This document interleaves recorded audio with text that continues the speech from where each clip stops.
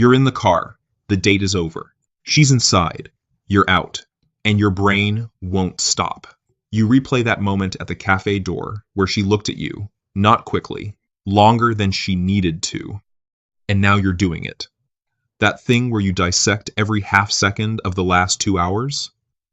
Every pause, every laugh, every time her eyes landed on you and you weren't sure if it meant something or nothing. Was that a signal? Or am I just hoping? That loop in your head? It's not just overthinking. It's a cognitive feedback loop. Your brain scanning for data it doesn't know how to read yet. That loop you're stuck in, that's not weakness. That's your brain running what psychologists call a cognitive feedback loop, a retrospective analysis process where it scans back through every data point, searching for evidence of success or failure. The problem? Your brain is looking for the wrong evidence. Most guys spend their lives waiting for a giant neon sign that says, "Kiss me now." But women don't work like that. They don't give instructions. They leak signals. To stop the guessing game, you need to understand that attraction isn't about what she says, it's about what she leaks when she thinks you aren't looking. And once you understand that, the confusion disappears. Here's something nobody wants to admit. She laughed at everything you said. She leaned in when you talked. She asked follow-up questions like she actually cared about your answers. And you walked away thinking, she's into me. Maybe, but probably not for the reason you think. There's a mechanism at work that trips up almost every man at some point, what behavioral scientists call social camouflage. Women are socially conditioned from a very young age to be warm, engaged, and pleasant in conversation, not because they want you, because that's what they were taught being a good person looks like. I've been that man. I sat there, misreading a girl's kindness for chemistry, only to realize later she was just being polite. Our brains are biologically wired to look for the big, obvious signs. But in the world of female psychology, the loudest messages are the ones never spoken. This is the paradox of politeness. Politeness is comfortable. Attraction is tense. If there's no friction, no nervousness, no heavy air sitting between you two, she isn't waiting for you to make a move. She's waiting for the check. The girl who's just being nice will laugh, listen, and wish you a great night. The girl who's actually attracted will laugh, and then get quiet in a way that feels loaded. She'll listen, and then look at your mouth without realizing she did it. That difference? That's everything. Most guys misread politeness as a green light and move too fast, or they sense something real is there, but second-guess themselves into doing nothing. Both are the same mistake, just from opposite directions. So let's stop looking for obvious and start looking for intentional. Starting with the way she manipulates time, everyone else has left, or the date officially ended 15 minutes ago, but she's still there, fiddling with her bag strap, suddenly very interested in a topic she just invented. She's not disorganized, she's not forgetful, she owns legs. If she wanted to leave, she would have left. What you're watching is intentional lingering, and time is the most honest currency a person can spend. She has no biological obligation to stand in that parking lot with you. No social script forcing her to stretch the night. Every extra minute she manufactures is an investment. She's opening a window. Your job is to lead through it, not stand there wondering if the window is real. But time isn't enough.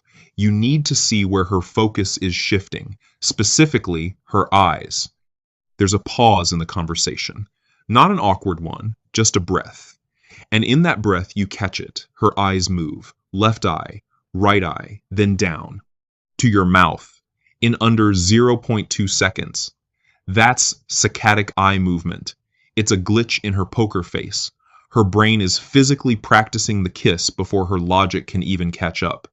Her mind is rehearsing a kiss before she's decided she wants one. She isn't just looking at you. Her brain is simulating the physical act before it even happens. If you see that triangle, stop talking. The moment you fill that silence with words, you break the spell she was already under. And once her mind is ready, her body will start clearing the physical path for you. You didn't ask about her schedule. You didn't ask where her friends went. She told you anyway. Oh, my friend already headed out. Or, I don't have anywhere to be tomorrow morning. That's not small talk. That's logistics. Women who don't want things to escalate keep obstacles in place. A friend nearby, an early alarm, a reason to wrap up. Women who do want things to move forward start quietly clearing the runway. This is proximity maintenance in action. She's not waiting for you to ask permission. She's removing the reasons you might hesitate. She's handing you the script. You just have to read it. But reading signals is passive. If you want the truth, you have to stop spectating and start creating tension yourself. Most guys treat making a move like it's a single, high-stakes coin flip. You either go for it and risk everything, or you wait and lose the window. That's the wrong frame entirely. What actually works is something called the Calibration Principle, and it changes the entire risk equation. Instead of one giant leap, you run a sequence of small tests, low-stakes moves that measure her tension level before you ever commit to anything bigger. You're in conversation. Rather than going for anything dramatic, you simply lean into her personal space, maybe 10 centimeters closer than you've been. Or you drop your voice, just one register lower, slower, then you watch. If she stays relaxed, that's a signal. If she mirrors your lower tone, that's a signal. If she leans in to match you, that's not an accident. Most guys wait for her to do something unmistakable first, grab their hand, say something obvious. But that's passive observation, and it burns more moments than it saves. The grounded move is this: stop hunting for signs and start testing the tension. Because the biggest mistake isn't misreading a signal, it's doing nothing while you wait for 100% certainty. Certainty is a myth. Attraction lives in that 10% of doubt, the gap where you choose to lead anyway. Once you've calibrated and the light stays green, the physical touch will stop feeling accidental. She adjusts your collar, or she laughs and pushes your shoulder, and her hand stays there one beat longer than a laugh requires. That extra beat is the data point. This is subconscious grooming, light physical contact driven by oxytocin-seeking behavior. She's not testing your fashion sense. She's testing your baseline, how you respond to her proximity, whether you freeze or whether you're comfortable in your own skin. Physical touch is rarely accidental when attraction is involved. If she touches you and holds the proximity, the door isn't cracked. It's wide open. If she's still not sure you've picked up the signal, she might bring up other men, but not for the reason you think. She says it casually, maybe mid-conversation. I just hate guys who beat around the bush and never say what they actually want. You nod. You agree. You think she's venting about some other guy. She's not. She's talking about you, right now, in this moment. This is targeted complaining, a form of projective desire where she voices frustration about a behavioral pattern specifically to prompt you to break it. She's not delivering a TED Talk on modern dating dynamics. She's putting a neon arrow over her head that says, "Don't be like those guys. Don't join the pity party." When she says, "I hate guys who beat around the bush," she's giving you a dare. Stop talking, look her in the eye, and give her the directness she's asking for. And finally, the most powerful signal of all, the one that feels like a mistake, but is actually your greatest opportunity. The conversation stops. Not because you ran out of things to say, because something heavier moved into the room. You both feel it. And your instinct, the one that's going to betray you, is to say something, anything. Fill the air, break the tension before it gets weird. Don't. That silence isn't empty. It's a pregnant pause, a moment where emotional energy has built past what words can carry, and the only thing left is action. Most guys kill the mood precisely here.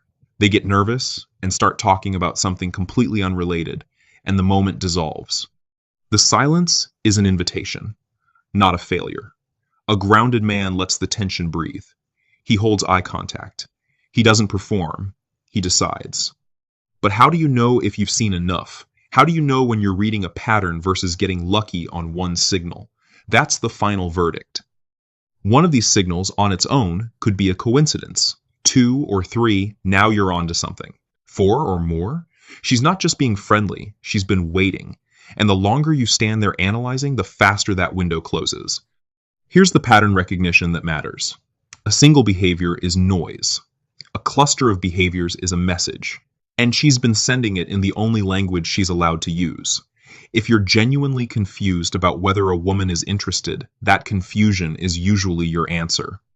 Not because attraction is complicated, because real attraction has a quality to it that's hard to fake and impossible to miss once you stop being afraid of it.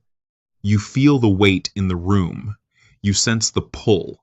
The confusion only shows up when you're second-guessing something your gut already clocked. So stop waiting for the moment to be perfect. Making a move isn't some movie-style grab. It's not a performance. It's a decision, made calmly, made decisively, at the exact moment she's already said yes with her behavior. Don't let that moment fold itself into a what if, because what ifs don't keep you warm. They just keep you up at night, replaying a window you watched close from the outside. You've seen the signals, you understand the pattern. The only question left is what you do when you're standing inside that moment. And that question, how to actually lead without overthinking and killing the vibe, that's where most men stumble next. If you've ever missed signals like these, drop a comment with your story. Trust me, we've all been there. I've missed windows that were wide enough to drive a truck through.